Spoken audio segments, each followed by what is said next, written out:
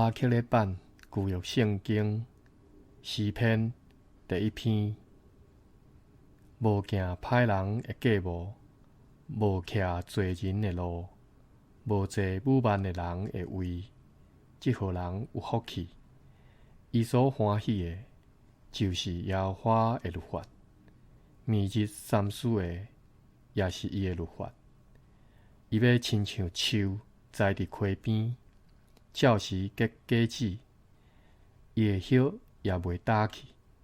伊所做的一尽亨通。歹人毋是安尼，是亲像粗糠互风吹散，所以伫审判歹人徛袂牢。罪人伫义人的会中也是安尼，因为耶和华知义人的路，若是歹人的路，话袂薄。